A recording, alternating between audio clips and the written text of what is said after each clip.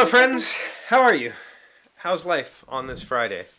I'm Chevy, and I have stopped saying that because I thought it was like, do I need to? But then I realized that there are people who have started watching me recently who don't know how to pronounce my name because I don't say it anymore. And I know that because I have a play date next week. That's what I've been telling my family. I have a play date. What I mean is I am meeting another human being we're going to play music together. And I am stupid excited about that. I'm actually very excited. A little bit nervous, but mostly excited. And he happened to see and then he asked me, like, how do you say your name? And I'm like, oh yeah, I stopped saying my name in these videos. I just kind of jump into it, and I've been shaking it up a little bit this year just to see what happens. And I think it's been working. Videos have gotten more views. We've gotten more attention this year, which is not necessarily the goal. I'm not here trolling for likes or whatever, but it's nice to have new people stopping in and saying hi and whatever. I enjoy that. So this play date. I keep calling it a play date. I mean, it kind of is, right? We're going to get together and see if we can work together musically. I'm really excited about it because it seems to be a perfect fit for me. I read this person posted on one of the local, like, West Virginia area musician type forums on Facebook that he was looking for a bass player to work on some jazz stuff, like a jazz trio, a traditional piano, bass, drums jazz group. And he was specifically like preferred an upright player. Obviously, if you're going to play a jazz trio, it's traditionally played on upright bass. And he wrote a little bit of extra information like that gave me this thought that maybe this person is okay with my inability. So I messaged him and I said, hey, listen, I am not an upright player. I am only an electric player. I've only been playing for a year, but this sounds perfect to me. If you don't find what you're looking for, keep me in mind. Which I thought was like the most approachable way I could say, hey, I don't know what I'm doing. Do you want to take me on as a partner? And he ended up responding. We've chatted for the past week, and I think it's a good fit. We'll find out, I guess, next week. But it's kind of like the perfect scenario for me. If you're not familiar with like kind of smooth jazz or jazz music in general, the bass lines can be simplistic. If you look at them, like just if you're looking at notes on sheet music, they're definitely not eighth notes at 160 beat per minute like a lot of the punk that I listen to, but that's deceptive. When you're listening to a lot of the faster hard rock punk type stuff, there's a lot of room sonically for you to screw those bass lines up and it doesn't affect the song at all. Or there's a lot of room sonically for you to simplify those bass lines. If you can't play 3 minutes of 160 BPM eighth notes, there is room to take breaths in there and it doesn't affect the song. But when you're talking about 90 BPM jazz with with significantly fewer notes on the bar, there's no room to mess up. I mean, you can mess up and call it jazz. You can add an accidental in and say that was a jazz walk-up or whatever, sure.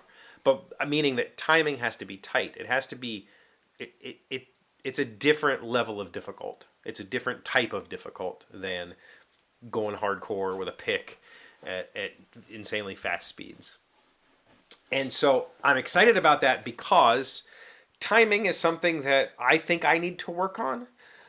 When I try to record myself on the grid with a click, it's kind of all over the place, and I'm not positive that that's me because I think I have pretty good rhythm. I mean, I was a drummer for 6 years. Middle school and high school, I was a drummer, a percussionist. I played drums. I played mallet instruments. I was a percussionist. So I'm pretty sure I have fairly tight rhythm. And I think that maybe the software that I'm using to record and the laptop that I'm recording on is being overtaxed, and it throws me off and it doesn't work out so well. So I'm excited to play in person with a form of music that I am confident knowing. While I can't sight read sheet music, I can read sheet music, but I can't sight read sheet music. If it was tablature, I could probably sight read these songs.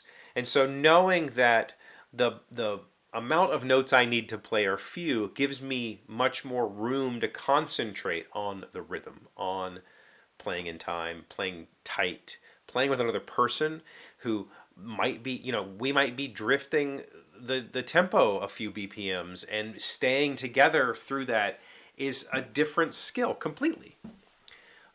Also, he seems to be very open to the idea that I'm new. And that's the part that's the scariest to me. The part that I'm the most nervous about is going to somebody and saying, hey, listen, I'm 46, but I've only been playing for a year.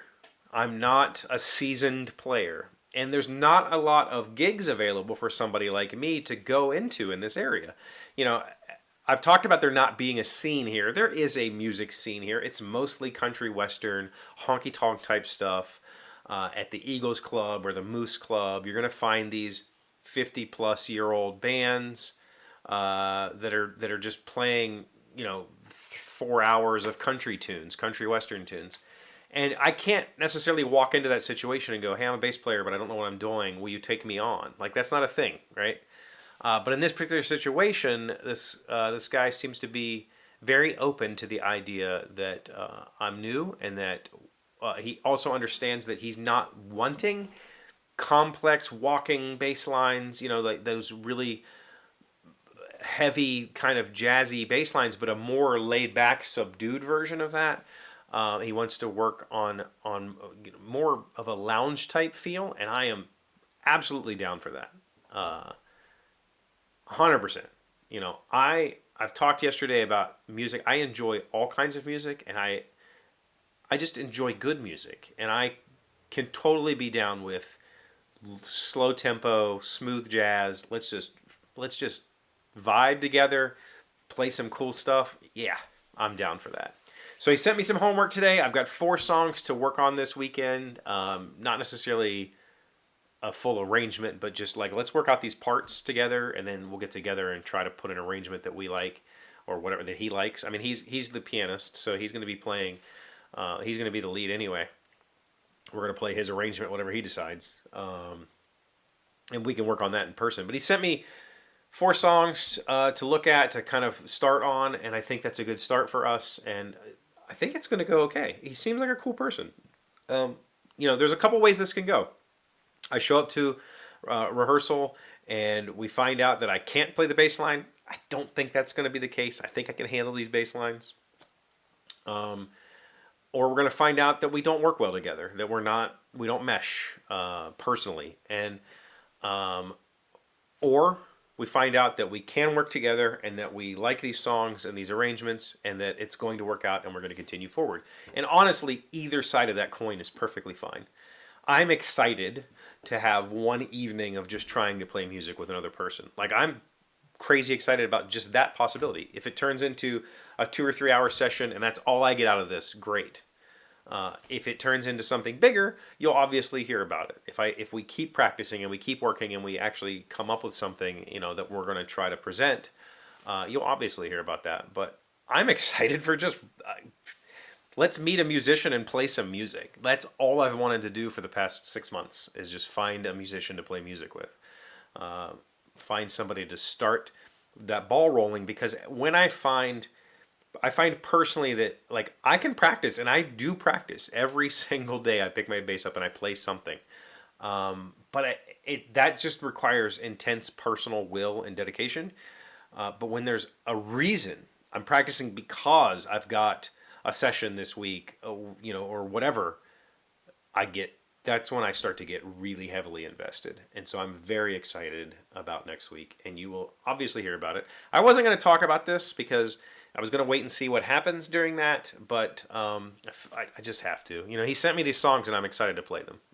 That's the cool part. you know, so we'll see what happens. We'll find out. What do you got going on this weekend? We've got a softball. We got a scrimmage tomorrow. That's about it. It's supposed to be a pretty decent weekend. I'm just gonna work on these songs pretty much the whole weekend and see what I can do. So, what do you got going on? Let me know in the comments. Thank you for watching this video. If you liked it, please give it a thumb. If you're new here, please subscribe.